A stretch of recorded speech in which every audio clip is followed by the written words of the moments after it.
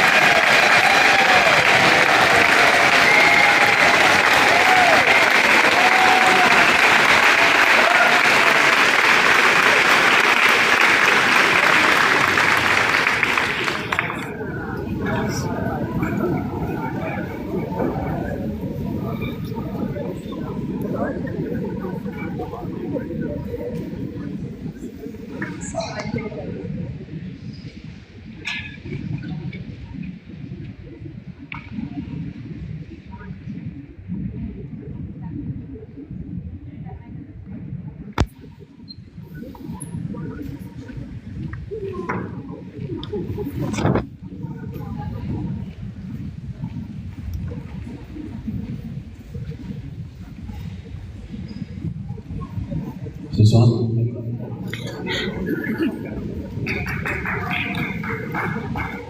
Welcome, everybody. I'm Mayor Newport Jan Kaplan. Good afternoon.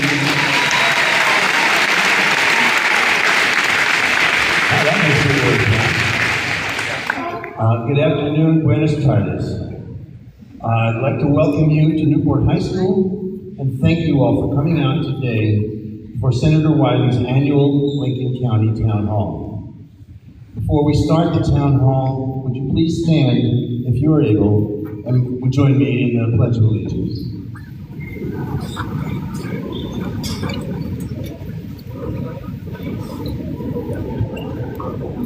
I pledge allegiance to the flag of the United States of America and to the republic for which it stands, one nation, under God, indivisible, with liberty and justice for all. Okay, I like him a little more now.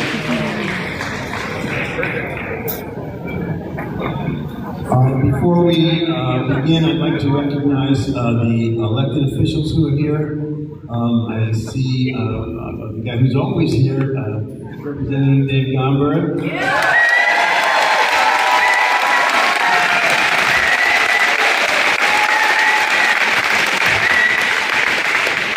And I believe I saw Commissioner Casey Miller.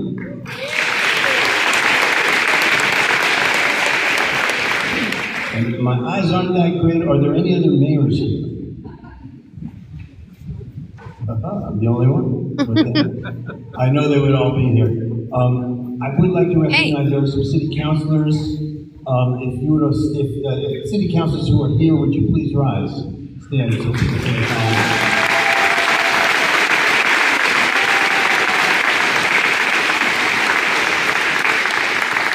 Thank you so much. I now have the pleasure of introducing our County Commissioner, Walter Chuck, who I've gotten to know much recently and give him a warm round.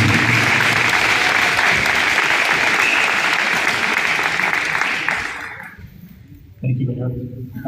Before I saw Sherry Brubaker here from Ralph Boyle's office. Sherry, you want to stand up for a second? Sherry's in the back there. Sherry. There she is. Sherry, thank you for showing up.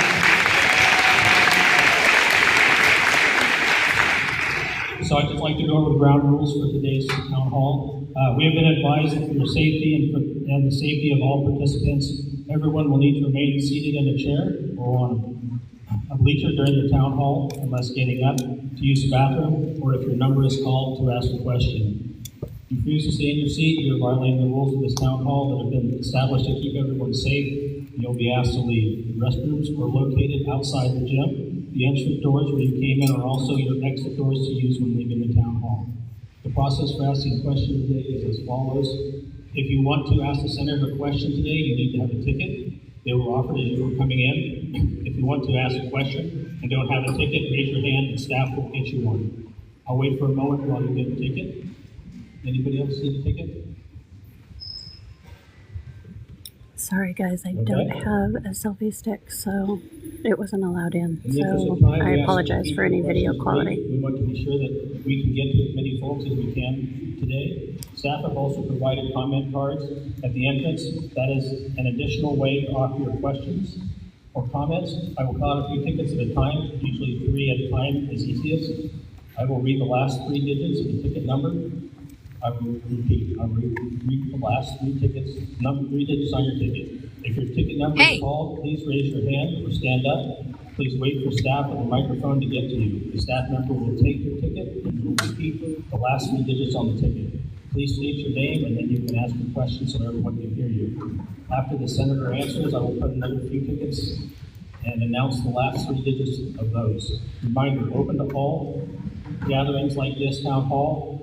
Only work if everybody respects a person's right to speak after I call on them when their ticket is drawn. I recognize many people hold strong views, but please respect the process throughout this town hall and do not confront anybody you disagree with or who may not be following the rules designed to keep things orderly and everybody safe. Again, thank you for the safety, and for the safety of everyone, please remain in your seat unless you are leaving the venue, going to use the restroom. So thank you. I'll turn it back over to the mayor. Thank you, Commissioner. I now have the honor of introducing our Senator Ron Wyden. This is Senator Wyden's 1,138th Town Hall.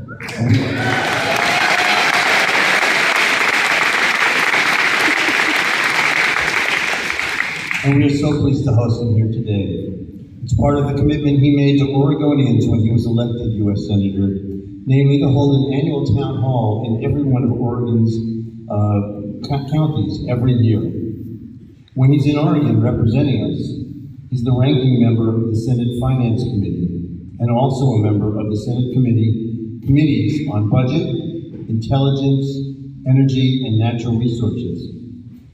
In Oregon, we know Senator Wyden as a senator who listens. I want to take just a moment to thank him for his work on fighting for health care for seniors, for rural areas, and for Medicaid funding, for being a champion for environmental and climate issues, for providing leadership in the Senate on holding the current administration accountable for cutting health care and other safety services, for continuing to fight for federal infrastructure investments, and for roads, bridges, and water systems. And I have to mention, in 2009, we worked with Senator Wyden. The reason that we still have school-based health centers in Lincoln County, one of the reasons is that his staff and he worked very hard to get an earmark that's helped to save our school-based health centers. And I personally want to thank you for that one.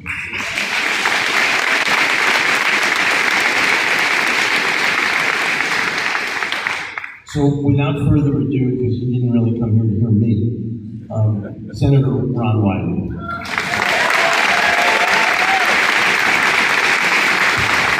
Thank you. And how great it is to be looking out at the faces of democracy in this community.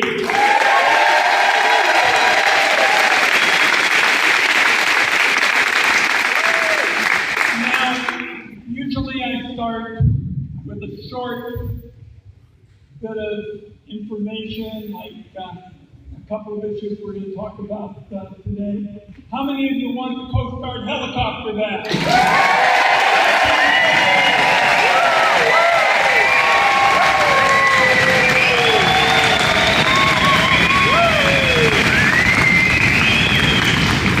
We're going to talk a bit about that, but I'm here on the ground because I want to know what's going to happen in the air and make sure that people can be rescued in the ocean. How about it?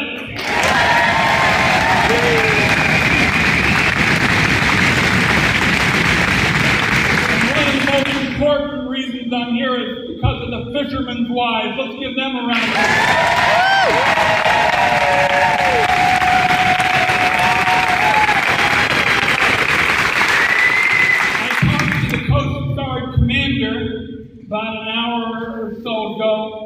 He's a very pleasant guy.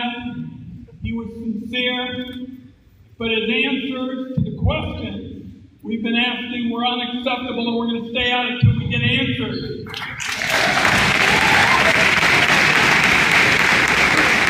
So, will this community accept non-answers? No! Are you going to stay silent? No! All right, we're going to talk about what we're going to do together to turn this situation around. We've spent a decade fighting to not have to go through what we went through this morning. And we're going to mention a couple of times that Donald Trump signed a document in his first term saying we wouldn't have to do this again. I'm going to hold him to that document.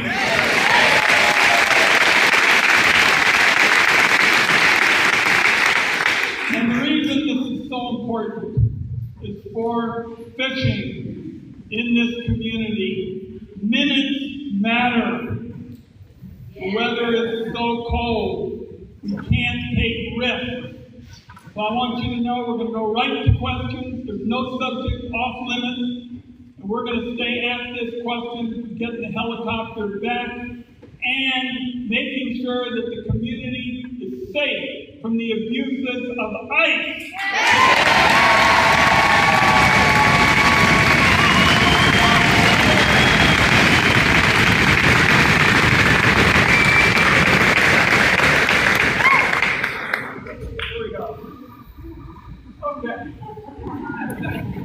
Let's go do it.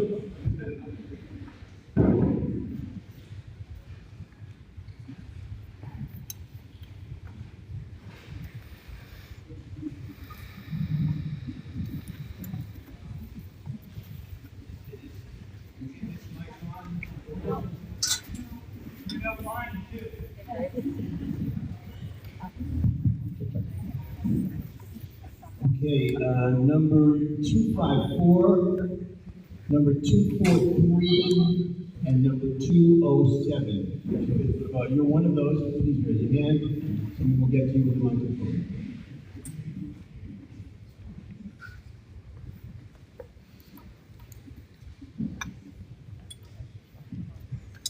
We're going to take a few questions first, and then we've got a little business to do as well that I think the community wants to have us.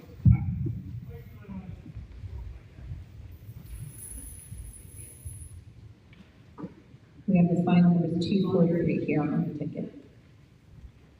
Can you turn on 2, please? Can you turn on 2? Is that better? Yeah. Chairs, mics, we're ready. Yeah.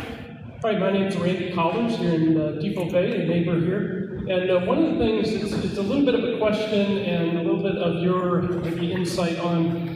The first thing I thought of when they talked about the ICE detention center here was not the detention center itself, but was the possibility that it might be a holding place for departing from our NOAA port and loading them up there and shipping them out into international waters somehow. And was wondering if there's been any kind of discussion or awareness from NOAA about, or whether that's even a reasonable thing that could possibly happen. Well, I don't think it's reasonable.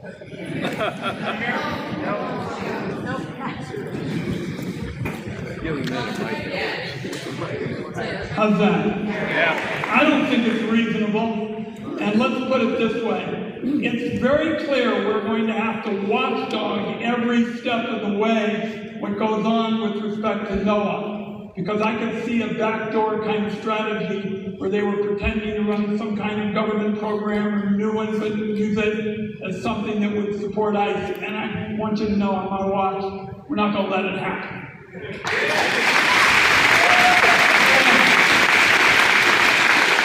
NOAA is a treasure for Oregon, but it's a treasure for our country. And we're not going to let anybody mess with it.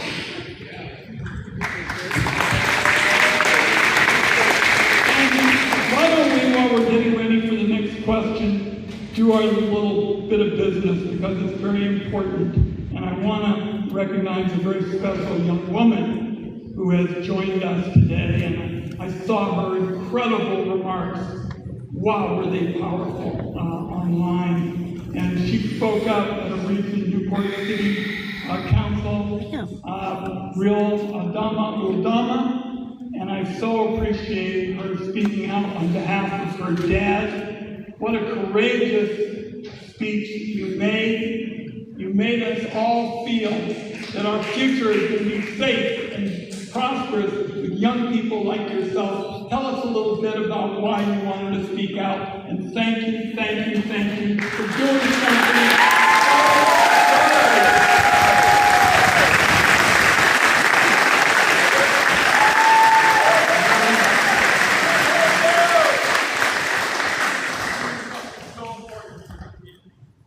So I spoke out on the Newport City Council meeting because a lot of people have been saying about my father's situation that it was fake when it wasn't.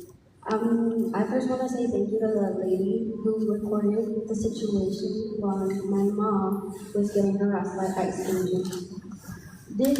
I spoke out because it's important for the Hispanic community. I saw a bunch of people speaking out about the fishermen and the Hispanic culture, the Hispanic community. I spoke out because it opened my eyes to see a lot of people speaking out about the Hispanic culture. It made me realize a lot of people do care about the Hispanic culture. My father, like I said,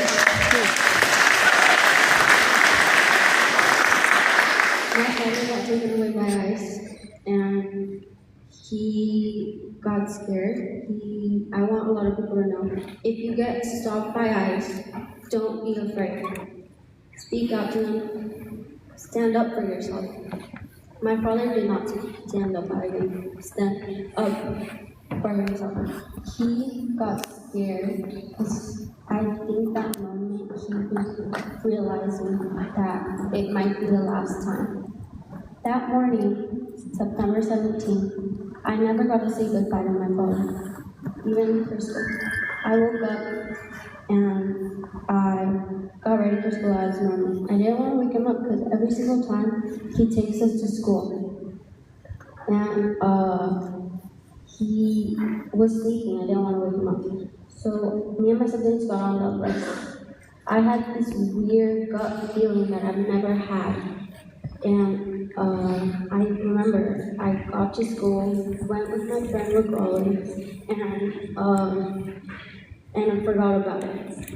And in fourth period, I got called up to the office. It's really not normal for me to get called up and go home, because I always go home if it's an eye doctor's appointment or a doctor's appointment. But I would know who would pick me up and what time. It really became strange to me because I never get picked up unless I ask to get picked up. And then I got to the main office, and that's when my older cousin and my mom told me what had happened. She did not know what would happen. My mom got harassed by ICE agents. They kept telling her that her and me and my siblings were under arrest when me and my siblings are American citizens. We were born here. And she got offensive because we and my younger siblings did not do anything. We didn't do anything. And that's what made her mad. So she said, What you did was courageous, and thank you.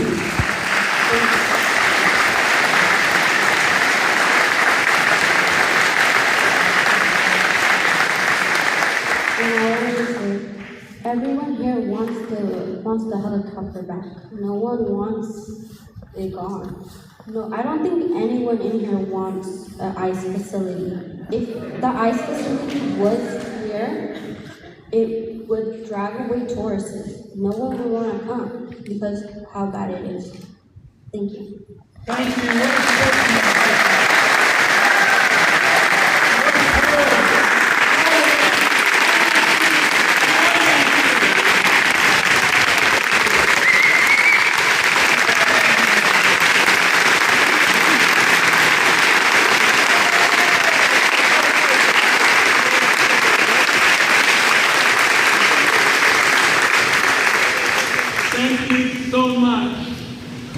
showing us the courage so we can defend our loved ones. And I want it understood that along the way, there are some other things we need to do to have responsible programs in government, starting with identifying all those people that are wearing masks.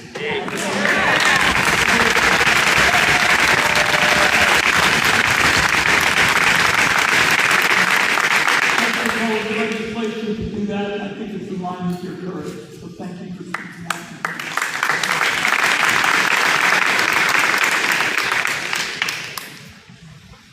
The next number, 254207. Raise your hand. 254-207. Sometimes people, is that working? Okay. Sometimes people get shy and don't ask their question. The students, a couple of meetings recently, said we better ask our questions because otherwise this dude is going to come to our house. Don't do that. We want to hear from all of you. Senator, I have 254 right here. Hi, my name is Caitlin Runyon. I just have a question in regard to, I think I had seen that the initial proposal to go into the Guard was removed or pulled back, but I have seen speculation about private landowners being prompted about whether or not they would be open to holding a facility, and just kind of wondering as a community what we would do if that were the route that was taken. You're talking about this community and where it stands. Yes. Nobody has any answers to this, which is why we all feel so strongly. I met with the local officials in the morning, then we had a wonderful group that the Cushing families arranged, but we're all in the dark. And the man who came today has said, it's kind of you to come, but it would be kinder if you had some issues to respond to folks on. And he really did. He basically said at one point, well, it might take, what did it say, 2 years to sort out the period with respect to various staffing requirements. And I said, 2 years? We got 2 minutes. And people are in that icy water. So your question is a little bit too logical for Washington, D.C. right now. I'm going to get an answer. We're going to get answers to what we heard about today, because we were told, like Donald Trump himself, who put his name on the document saying we'd be consulted. We were told we'd be consulted during Trump 1. We are going to insist on it.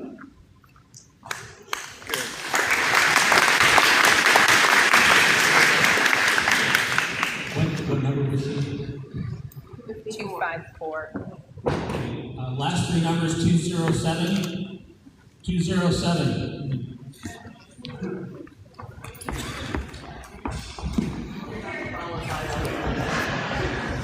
And that was going to be followed by 283. 207. Thank you very much for coming, number one. Secondly, I would like to read you just a part of an email that I sent to Senator Anderson. I said, thank you, Senator Anderson, but we don't want an ICE facility and we want our helicopter back.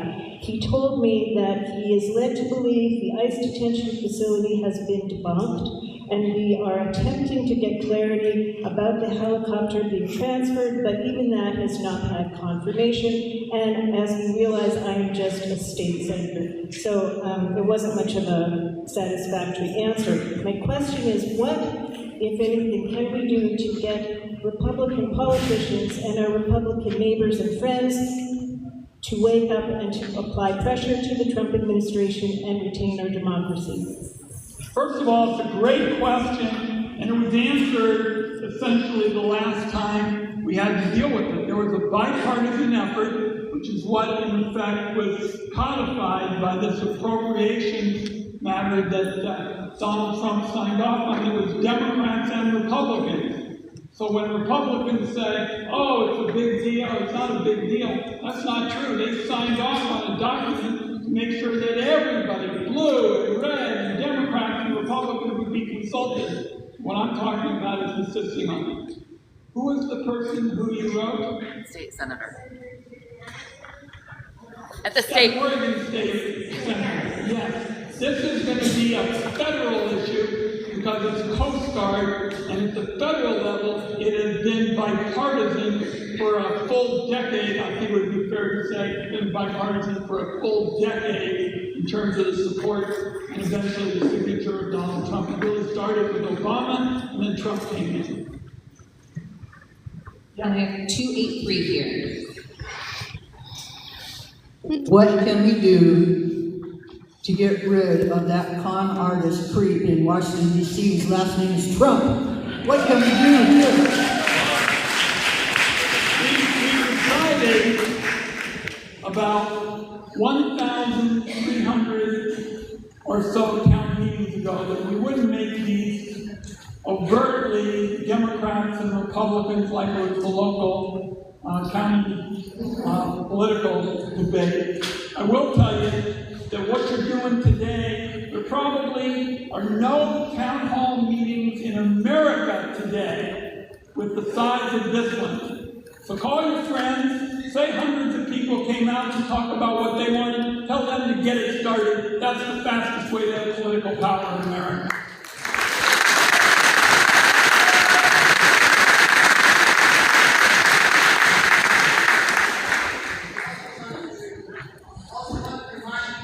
Saturdays at Highway 101 and 20, we gather at 12 o'clock with a lot of signs, and we get a lot of thumbs up and a few others, but we are keeping our community engaged. Please join us.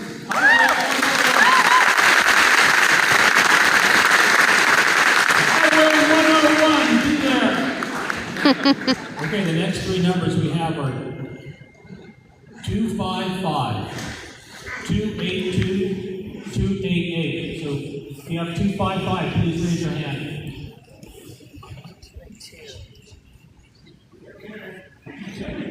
Would you repeat the others? That one. The next two are. The next two are 282, 288. And stand up. Is it 255? Hi, I'm Nancy Nash from Newport. One of the legal actions Lincoln County or the city of Newport can do about the ICE detention facility. I was really surprised at the last meeting I went to that I don't think anybody talked about the litigation regarding this. I don't know if there is any, but what can our city attorney or county attorneys do? Is somebody working on this? Thank you. Well, as I understand it, and maybe the fishing wise want to add to this, we've already filed suit to get the helicopters back. I support that completely, but I'm talking about specifically the ICE detention center. I don't want anything to be overlooked. I understand that. The first thing we have to do to really win on ICE policy is to make it clear to people in this country that Donald Trump is not doing what he said he would do in 2024. He said on immigration he was going to go after terrorists, drug cartels, murderers, people committing violent crime. Nobody said that he was going to go after that little girl's dad. And so what we've got to do is get a realistic immigration plan to deal with the people, particularly those associated with these abuses at ICE. We've got to make sure that the country understands what's going on. We need the rule of law to make sure that people aren't abused. We heard about her father here today. And eventually, we can get some legislation. But right now, what we've got to do is indicate that these abuses are so flagrant, I don't believe they're constitutional, and they're against what Trump promised. So that's my sense of the next step. And thank you for asking.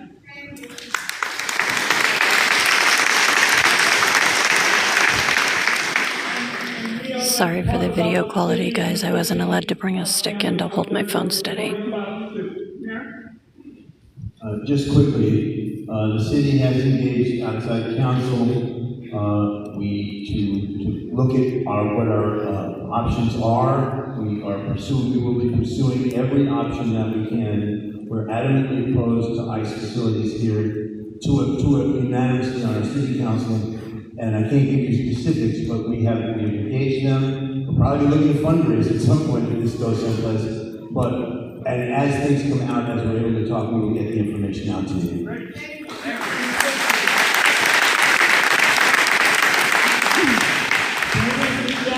Something great for these nice fishing families.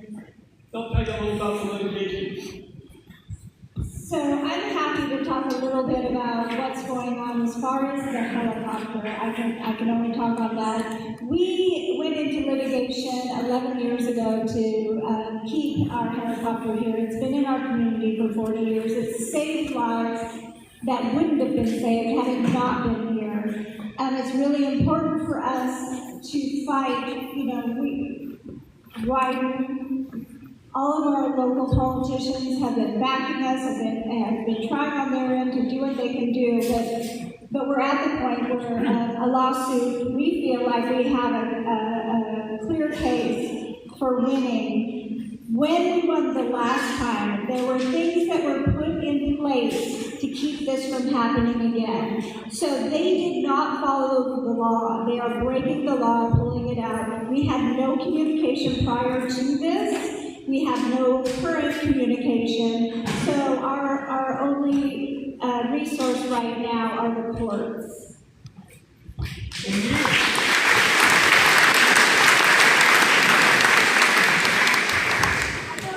Will be fundraising. This, however, is not a monetary lawsuit. This is a lawsuit to retain our helicopter. We are trying to file an injunction so we can have it back before the start of the crab season. And we have to say, it's not just us fishermen that are needing this rescue helicopter. We have all of our mariners, our tourists, we have, our surfers, our loggers. This helicopter is for our whole community, and this reaches 100 miles wide. So we are really, this is an essential thing that we need in our community to save lives. So it's not about party lines for us. It is about saving lives.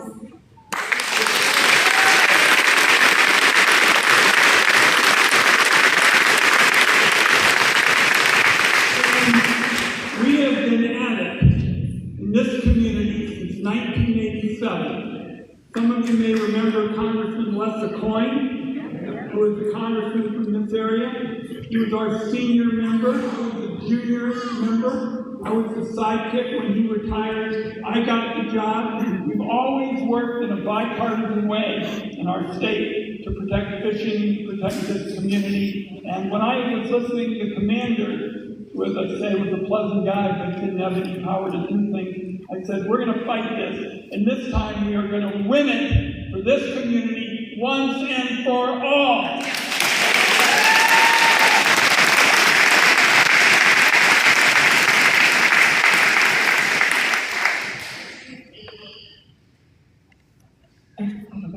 It wasn't. Thank you. Thank you. I am opposed to removing the helicopter and the ICE facility. Thank you for all of that. I have a question completely off topic. I'm a senior citizen. We are getting a very small cost of living increase that is tied, in my understanding, to a consumer price index that is for urban workers and perhaps farm workers, and apparently there's a different one that is the analysis is for the elderly, and there's more of an emphasis, there's more of a weight on insurance premiums. The cost of living increase for next year is going to be eaten up almost entirely, in my case, by the cost of the increase in my Medicare premiums for all the You're going to get hit by a big Part B increase. Exactly. So I'm going to have, after I pay all of my Medicare premium increases and the deductible increase, I'm going to have $136 for the year to pay for increase in groceries and household goods and utilities. I understand we have to amend the law to change the consumer price index that the COLA is tied to. Can we do that? I'm looking at it. Part of the problem is the COLA, for the most part, is pretty accurate for younger people, but it isn't for older people who can have big expenses even if they have Medicare. So I'm looking at it, and what I think we also need to do is end some of these big insurance company rip-offs here and put that money in your pocket as well.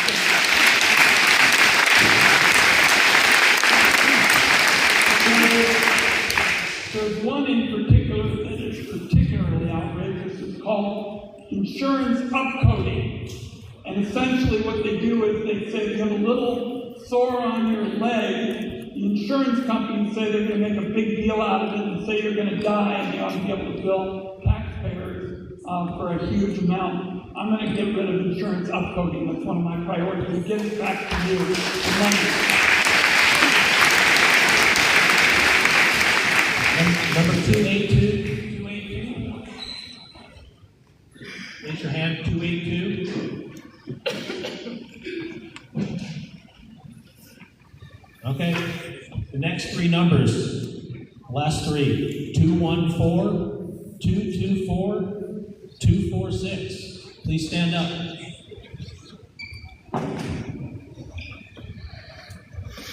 We started off shy because we got up slowly. You're on.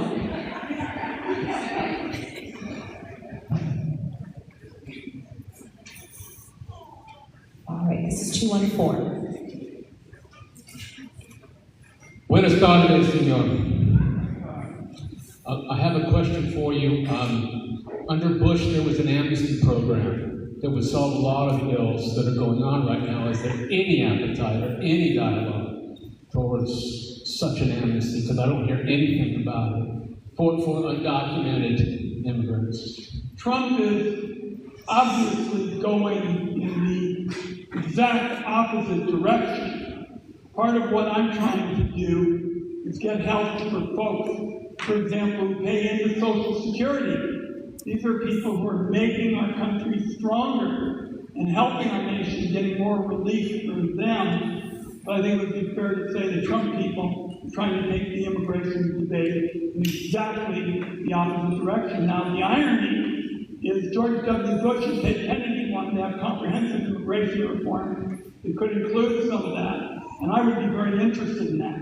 But Trump, if I can be really blunt, is trying to take everything in the opposite direction. Also, just want to say to this woman here, tell us where to contribute to your cause. Okay. We actually have a spot on our website, Yeah, if you go to newportmichiganwise.com, we do have a donate button, and we will accept all the help that we can get right now.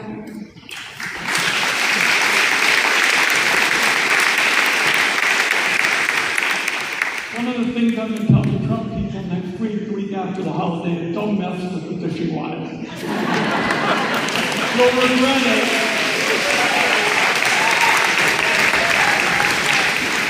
This is 246. Angela Paricio here for Newport City Council.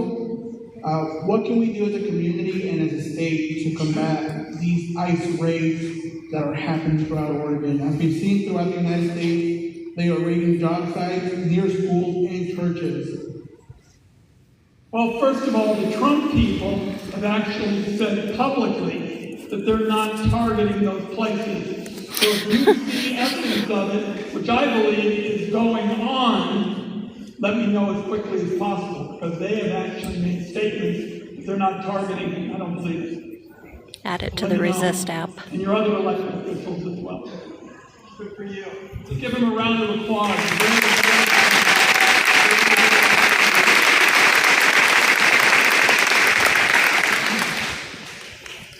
Next, the following three numbers. 224. Okay.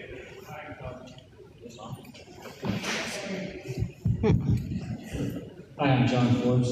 I recently read that NOAA is no longer going to be funding a seismic center in Alaska, which is going to degrade early warning of tsunamis here in Oregon and Washington. Anything can be done about that? Well, I think it's part of the Trump anti-science agenda. And this is really, really damaging to this community, to Oregon, and the country, because if we don't make these scientific investments, particularly in things that are going to create jobs, China in the competition will. And I want it understood that I'm vehemently opposed to the Trump anti-science agenda, and have stayed on the budget committee pretty much for the purpose of supporting science funding dollar for dollar. It's good for Oregon and critically important to the country.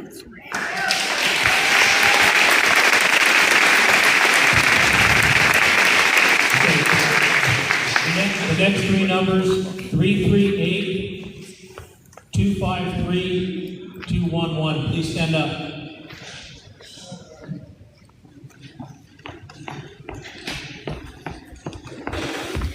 Guys, I'm going to quit swinging to the speakers. I can't believe I'm standing under a basket. I think I could jump. We have 253 over here. Okay. Hi, Senator Wyden. Thank you for coming to Lincoln County. I'm from Newport, and I very much support the comments and questions from community members regarding bringing back the helicopter and also preventing ICE from coming here. And I imagine most of the comments you received would be related to that. As a Jewish person, I find what's happening in Gaza right now to be unconscionable and also criminal. And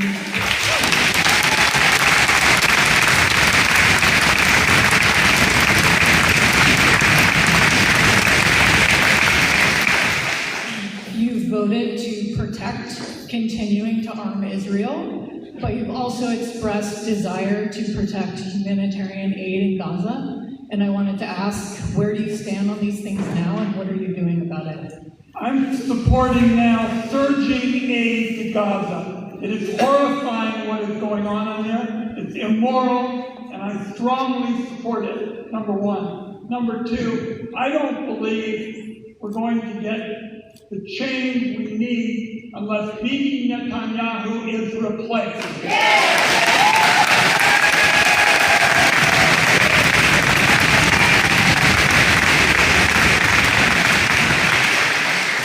And third, I feel very strongly about bringing together a two-state solution, Israel and Palestine.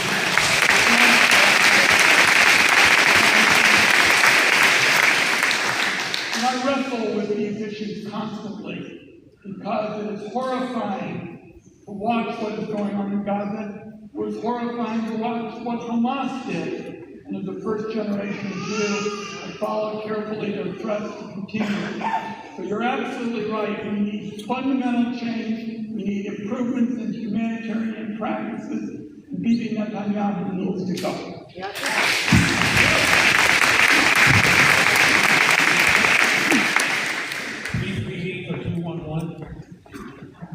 So right here with 338. Senator, thank you very much for hosting this town hall. It's important for those of us that are concerned about all these issues to have places to come together and to get updated on things. I feel like I'm well schooled on what's wrong. But what I don't see is where accountability is coming from and where consequences are coming from. We know that Trump and others lie. We know that they ignored the laws. But when and who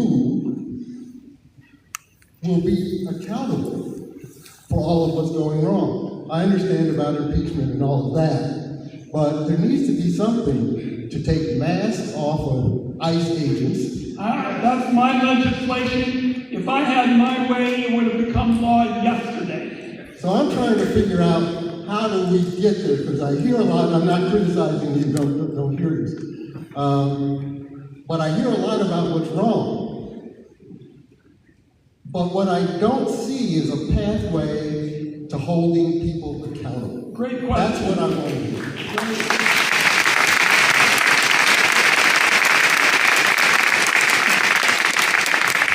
One of the best paths to holding people accountable is what I call follow the money. JP Morgan, one of the country's biggest financial institutions, in my view, looked the other way on Epstein consistently. And my investigators, and we recruit our investigators like I'm going after Damian Lillard, where they're the best. They found that JP Morgan did not report 1.3 billion suspicious transactions. I'm going to make sure that everybody in those kinds of circumstances is held accountable.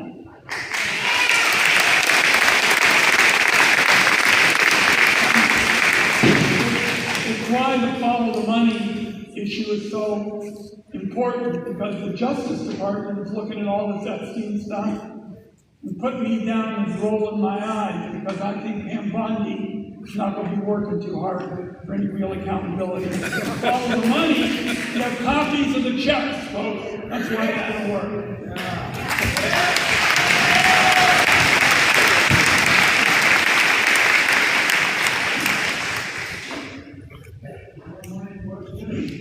Yeah, one more money question. And where's Gary Ripka? Gary's gonna, great, let's have this one, and then we'll hear from Gary, who's doing good work with the fishing family. Yes, sir. I was just wondering, could you look into the original purchase of the National Enquirer in '98? Was anyone in full play from Jeffrey Epstein's account? The purchase price of the National Enquirer before it was attacked in that. I don't read the National Enquirer all the time. Well, look, I mean, the point really is, what we found in J.P. Morgan, get this. It was a guy who didn't say. Yeah. Well, what?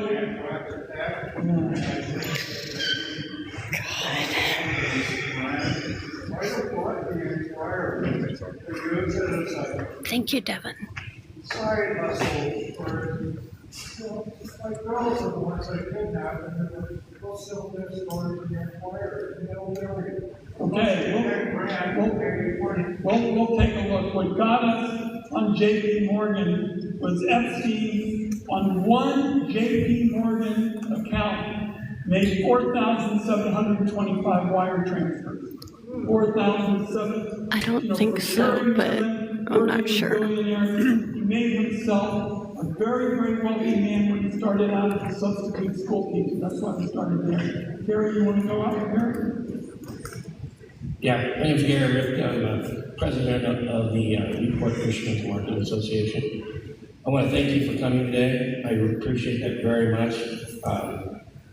My membership last year at the top of it was close to 85 vessels. Of those 85 vessels, we have 3 to 5 crew members and captains. We're looking at close to 500 vessels. This helicopter thing is not just about saving lives in the ocean, it's about the loggers when they have an accident. The outreach is not just in Newport. Everybody knows a fisherman. Everybody is connected. If you don't know a fisherman, you know somebody that knows a fisherman. It reaches to Toledo, Celeste, Yachats, Walpole, all these places, giant spiderweb of people. It isn't just the fishermen, it's the tourists. And last year, or this last fall, in Walport, there was a small bay crabber that was engine failed and was sucked out to the jogs in Walport. If that helicopter hadn't been here, half hour later from Coos Bay, that man would have been dead. That's what we're talking about. We're talking about lives, our community members. And I appreciate what you're doing. I think this is a bipartisan issue. It's not red, blue, any of the state. It's all of us as a community. And we need your help. No, that's why I'm here. And I don't think there is an economic multiplier that's close to fishing, because it's restaurants, it's equipment, it's tourists, the list goes on and on. So let's give Gary a good round of applause.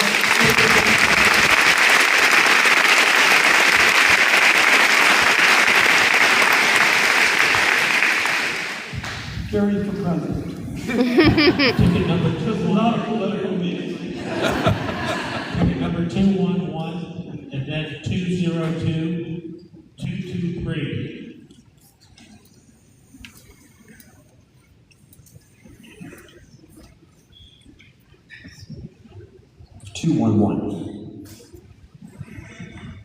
Thank you, Senator, for being here. My name is Lisa Balance.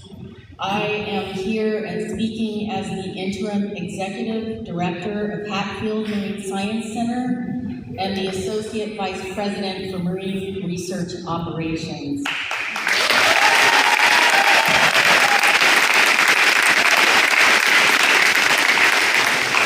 Hatfield Marine Science Center is the third largest marine science center in the country. I must go on record here pertaining to safety, and I will add my voices to those of the commercial fishing industry, the fishermen's wives, and the countless individuals who go to sea recreationally. We at Hatfield Marine Science Center have hundreds of researchers and students on the water off the coast here every year. The loss of a Newport-based helicopter will significantly increase the risk of our marine operations. We absolutely need a U.S. Coast Guard helicopter based in Newport. Thank you.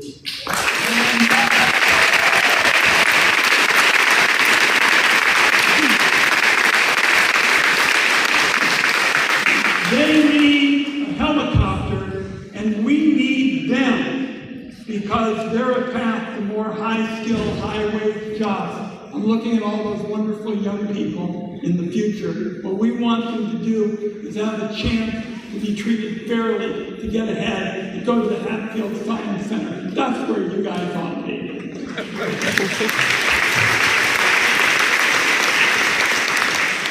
We have ticket number 223. Thank you, Senator, for coming here today and meeting with us. And maybe some people in this room don't know we had a meeting with Senator Wyden before, who's been referring to, with the commander came from the U.S. Coast Guard as well. And I'm with Newport Fishermen's Wives, and we were able to talk to the commander, and the answers that we got were less than sufficient. If anyone in this room thinks that you can survive in our ocean for 2 hours, please raise your hand. So neither do I, and I also don't believe my father, my son, my brother, and all the rest of my family on the water that can either. And unfortunately, in our group, maybe some people don't know, that we hold people's hands that their family members didn't come home. We drive to their homes and we hold on to 22-year-old boys' hands when they survive because a helicopter pulled them out of the water. The things that we have seen in our families, in our community, we can't stand for this. And we thank you, Senator, for coming and standing with us, but we also want to continue to ask the hard questions. What is the next step that you will do as a United States Senator to support our community and the other communities like our community who are also fighting for their helicopters and life-saving equipment? Our local Coast Guard station has also lost 52-foot boats. Those were retired. We have less boats than we used to have. And everyone's seen our fleet. The boats are getting bigger and bigger. We talk about NOAA, we talk about research boats. Those are big boats. We can't tow those boats in out here right now. So if you are in an emergency, there's one thing that can save you, and it's a helicopter. So we thank our community for being here today.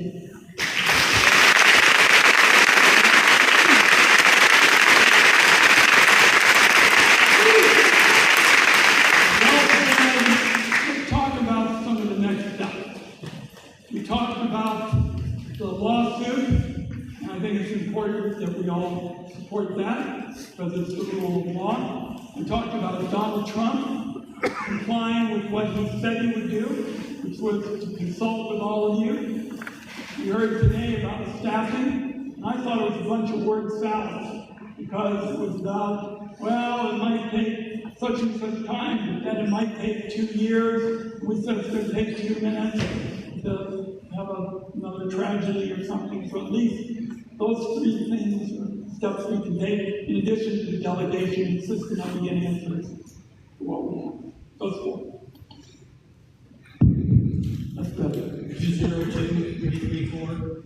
202-334. 02.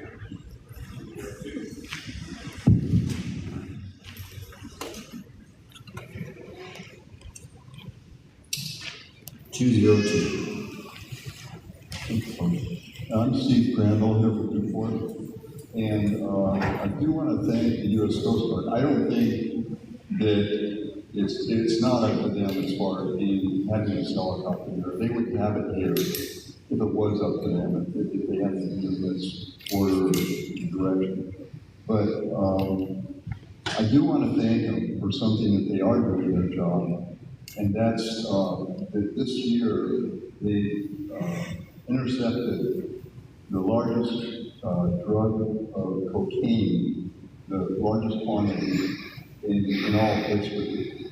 And they did that without killing anybody.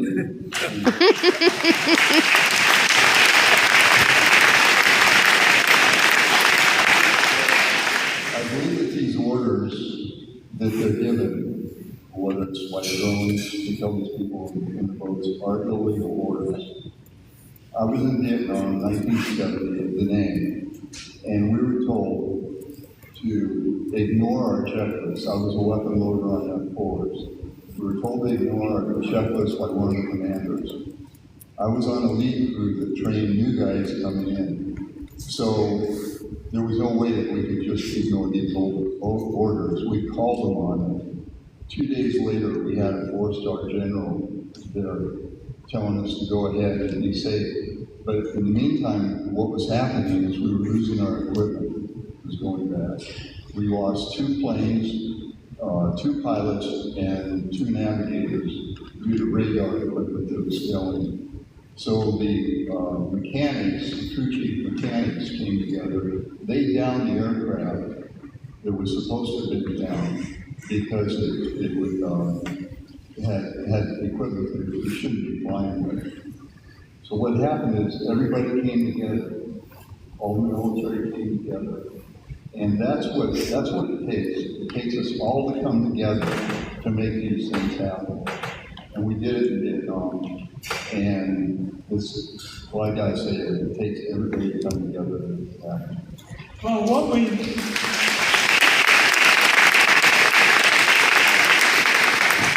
I saw this morning was all these fishing wives saying, we love the Coast Guard. We know what you can do. Let's get going and do it right. So the teamwork that you're talking about, I saw with the fishing wives this morning. 334. Up at the back. Sorry, where's 334? I'm saying over here. We'll get your mic. 334. And after 334, 210, 259.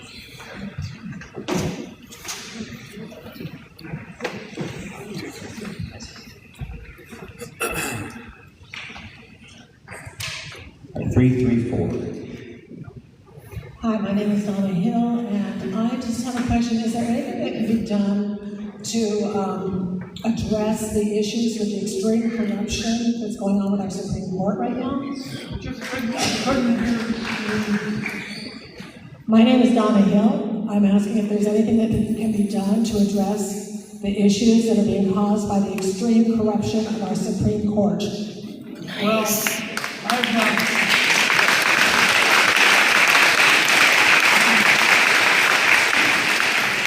I've come to the conclusion that we need some court reform because we've got a number of judges who are basically going to be there for eternity. I would, for example, gradually expand the Supreme Court so that every new president got a chance to have a nominee and have some fresh thinking. But elections have consequences, and there's no question there are people on the Supreme Court that I don't agree with. And one of the things that I did during this most recent government shutdown is I blocked the effort to set up a permanent abortion ban. This was something the right wing wanted, and I just put my foot down and said, we're not going to have a bill that did it. And if it had gone to the Supreme Court, I probably would have lost. But put my foot down and we won. No.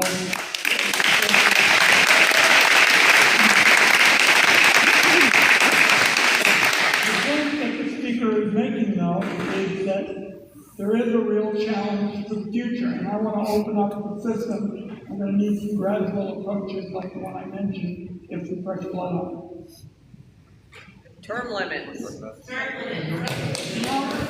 It's constitutional. Can I take a second to recognize David Gomberg and let him say a few words? Yeah, and then we'll talk about term limits too.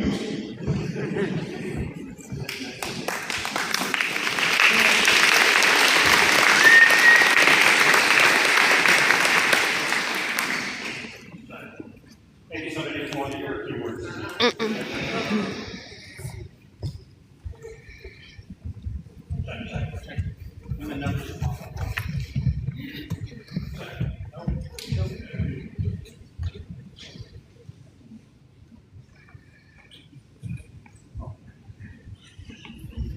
I didn't think perhaps somebody didn't want to hear a few words from me.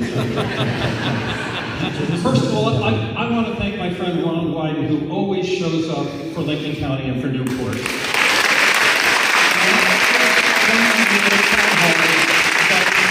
For our helicopter, for the funding of our dam, for the health of our parents, for the education of our kids, Ron and his team are always there for us. Somebody have been asking about the recent challenges, and I'm going to share with you what I shared with 800 of you at the City Council meeting last week, and that I had the opportunity to share with millions more on the Rachel Maddow show. And that is the federal government needs to show Newport some respect. They need to show us some respect and the simple courtesy of being honest with us. Because they snuck the helicopter out in the dead of night, didn't tell anybody, and now they're trying to sneak an ice facility in here, and again not telling anybody. The senator has asked, our governor has asked, our city has asked, I've asked, nobody will tell us precisely what's going on. But we've seen the evidence because they are continuing to talk to property owners about a place that they can base this facility. They are continuing to reach out to small businesses and see who can deliver water to some facility at the airport, who can take 10,000 gallons of human waste every day away from the airport. And they're putting job postings online for detention officers, for bus drivers, for medical personnel. And we're a long, long way from Washington, D.C., but we're not stupid.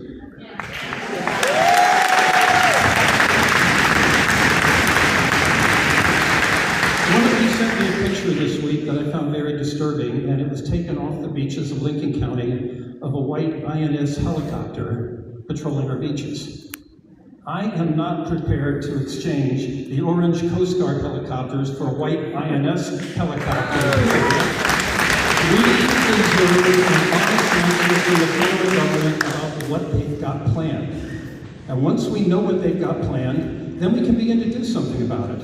And the alternative is that we continue to resist, and at some point, just as they tried to sneak into our county, they'll quietly sneak out and say, oh, it was just a rumor, we never intended it to begin with. So I wanted to share that, Ron, because we've got this evidence, but nobody will be honest with us. And I know that you are struggling to get them to provide that honesty and that simple courtesy of accountability, so we can chart our own destiny and have some conversations about what our community is going to look like in the future.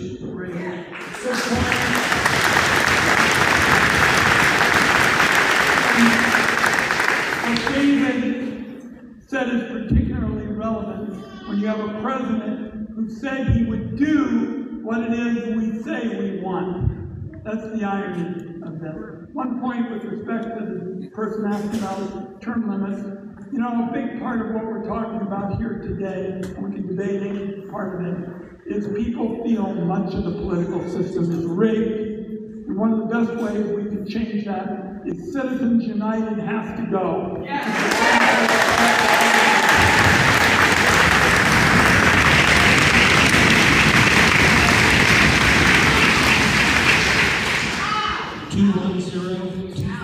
Please stand up. The ballot. Chuck. We have 259. Yes, thank you, Senator Wyden, for being here and listening to us. I'm Pete Lawson. I want to follow up on one of Dave Gomberg's comments, and with the helicopter is an existential threat to our fisheries, and the ice facility is also an existential threat to our local economy and community. So my question is, if the people who are trying to insinuate this or insert this in our community are approaching local businesses, small businesses, do these businesses recognize that if they allow this to happen, if they participate with this, they will be essentially cutting their own throats and jerking the rugs out from themselves and our whole local economy? At my very first meeting with the local elected officials, and David was there, and the mayor was there, and several of the leaders here, that was what we talked about. And you can bet we're going to be reaching out to all of them come Monday, because we understand it's not just one company that's kind of being recruited, there's several of them. We're going to be all over them starting Monday.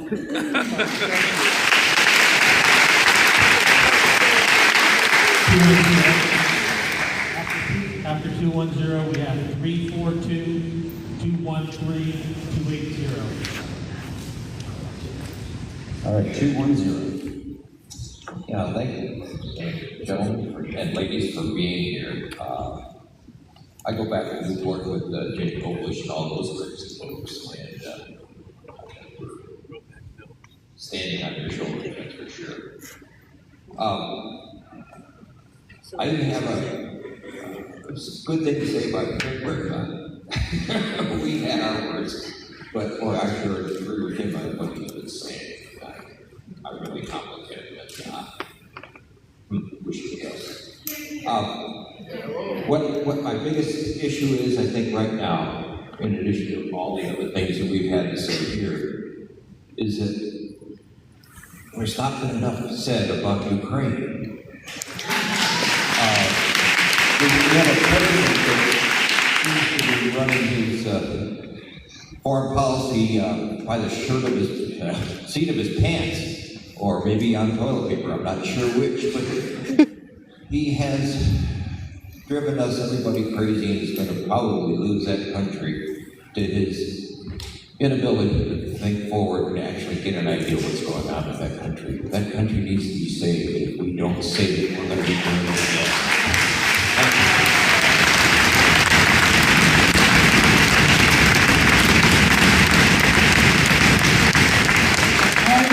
I very much share your view.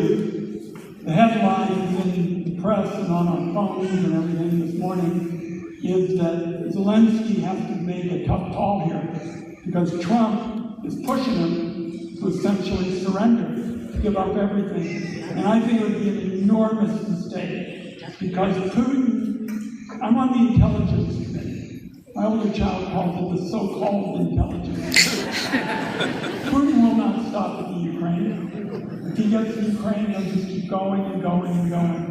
And the Wyden family knows a little bit about dictators.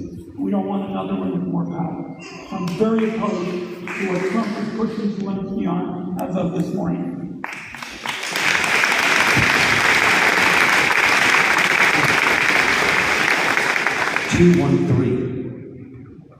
So my name is Tia. I'm from Florence. There's a group of us that came up here to stand in solidarity and join with you guys.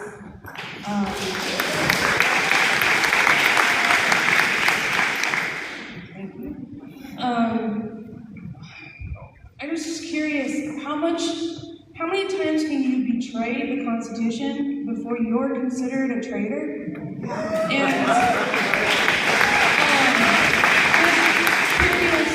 What would that process look like? And it would be the only way to actually kind of get us a clean slate and actually move forward. But I'm just wondering, is there like a threshold or like, where are we? Like, how many times do you get to betray that Constitution that you swore an oath to before you're really considered something other than I don't know who you're talking about. But Donald Trump, basically all of the time that he was convicted of all of the crimes, was able to run for election. He won the election. But if we're talking about somebody else, what's happening?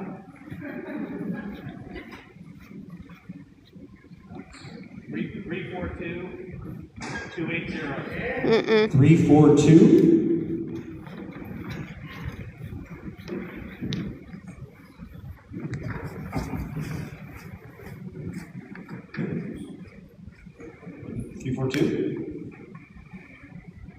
Okay, 342. Thank you, Ron Wyden, for being here for the support of the helicopter, and thank you, Fisherman's Wives, for spearheading this. I really appreciate the effort. My name is Joe Salvi. I'm a business owner, a commercial fisherman, and this is a crucial element to our business. I have an additional question for you, Ron. I have been pursuing the Oregon federal salmon disaster for numerous years. I realized that I took it to Betsy Johnson a couple of years back. She took it to the Coastal Caucus, got it off the governor's desk. I understand that it's in Congress and it's been appropriated. The commercial salmon fishermen of Oregon have been waiting since 2018, 19, 20, and 21 for our declared federal salmon disaster. Can you give us any indication what we can expect? We've had a bunch of fishing disasters, and we try to get help when we can. No comprehensive recovery plan, and I'd like to see yours. We need one. Thank you. I would appreciate some sort of movement on this issue. I understand that it's held up in appropriations. I was also told it was issued to NOAA. I've been working with Erica with the Salmon Commission, and she keeps telling me to call your office. Are you saying that there's been an appropriation made? That's what we were told. Well, let me do some checking with you, and we'll get right back. Thank you. Yeah, I mean, the fishing families know this. We kind of lurch from one disaster to another. I remember, we got money last year for pink shrimp, and everybody asked me about pink shrimp. Fishing wives have their thumbs up for pink shrimp. So we'll figure we need a better policy than that as valuable as pink shrimp.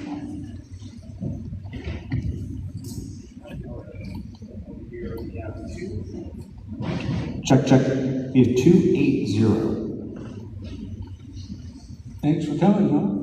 Anyway, yeah, I'm Robert Allen from Newport. I was a commercial fisherman. I fished in Alaska, in Bering Sea, and I also fished out here. It's all in the history books, so it's a long time ago. But anyway, I shout out anybody that wants to know what it's like to be picked off the back of your deck, picked out of the ocean when the seas are 20, 30, 40 feet. Amazing stories. Spike Walker has a couple books out. The author is Spike Walker. You read them, if you haven't ever been out in the ocean, they're page turners. You'll read them in one night. Amazing books. Good read, mandatory read for politicians that are taking a damn helicopter away. Mandatory read. You want to know what it feels like? You want to know how insane it is out in that ocean? And what a life-saving thing is happening with that helicopter? Spike Walker puts it right in your lap. It's insane. I'll send one to Donald Trump. When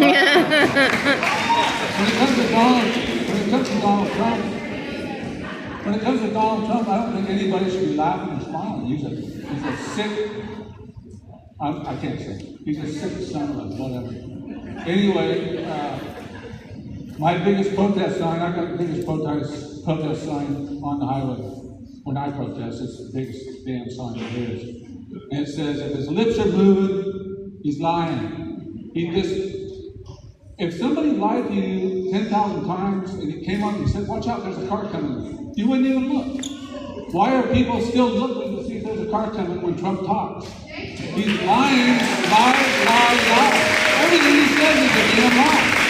So stop jumping when he says jump. Stop looking when he says look. It's just BS from start to finish. I got so much more to say, but I'll shut it in.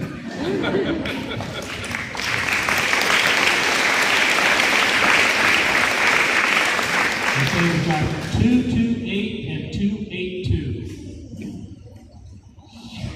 228, 282. Stand up.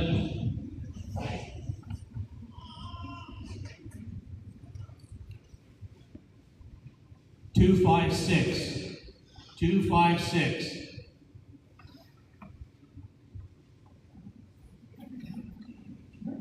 240. 240.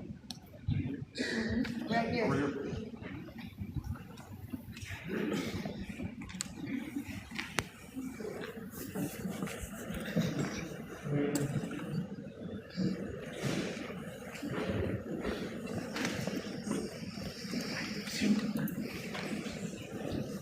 240.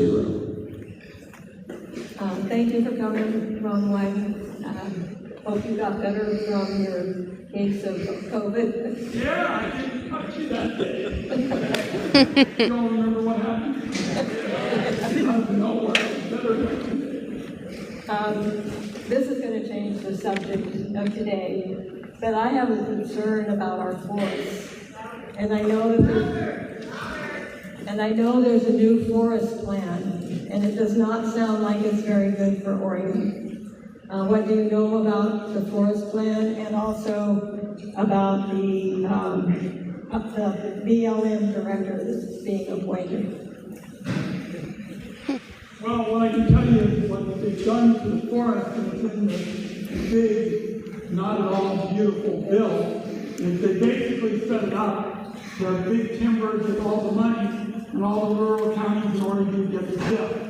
And I'm busy trying to overturn it. One of the most important bills I've written is the Secure Rural Schools Bill.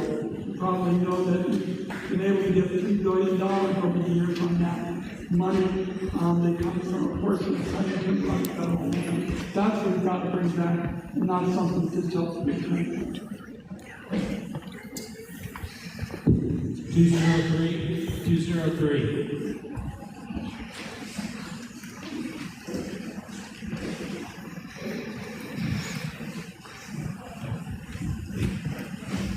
203. Oh, I see. 203. My name's Tony Kamakis. I want to commend you for coming out, trying to enforce the laws that are put on the books.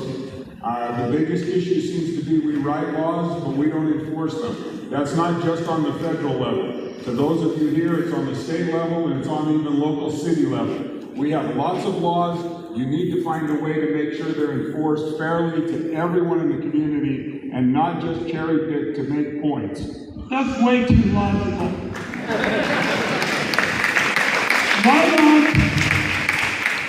Why don't we do exactly what the gentleman is talking about and start with the helicopter as the first rule to be enforced that's on the books. We're getting close. I see people leaving and I'm losing my voice. I've got a little more business. Abril, could you come on up here, please, for a minute? Come on up and join me.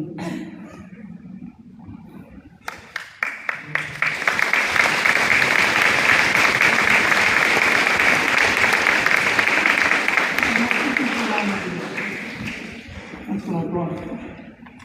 So we've been at it for almost an hour and a half, and my sense is there is no town hall meeting in America today as large as this one, and there hasn't been a bad question in the House. What have we been talking about? We've been talking about the helicopters and ICE and science and healthcare and accountability and forestry. But as much as anything, what we're going to remember is going home and remembering a very special young woman, Abril, from this very high school. She's been courageous. We're going to need a lot of courage to do all the things we've been talking about for the last 90 minutes. Let's give the very last word to her, and I'll stick around and visit with people. You want to have the last word?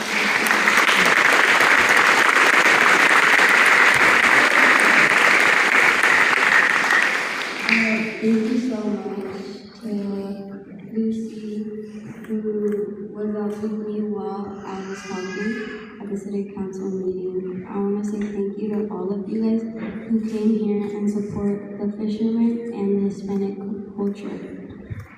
Like Mr. Wyden said, Donald J. Trump said he was gonna only get the criminals who are like drug dealers, murderers, and terrorists.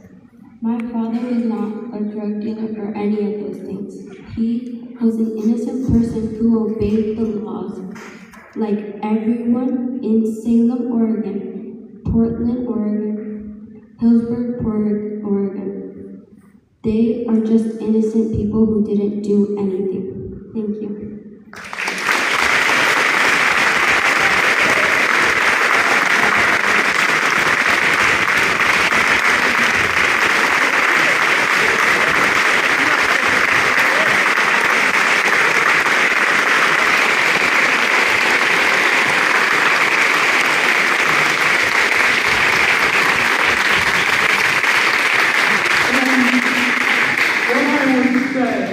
Because this has been such a valuable counseling, and I've got a lot to be done so you can hold me accountable.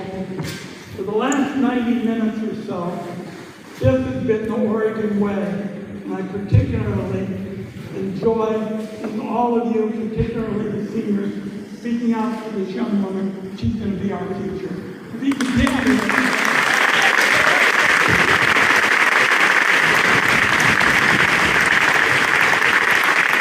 Okay guys, please sign up to the newsletter for the Lincoln County Dems on our website. Thank you for putting up with my shaking. I wasn't allowed to bring in a selfie stick.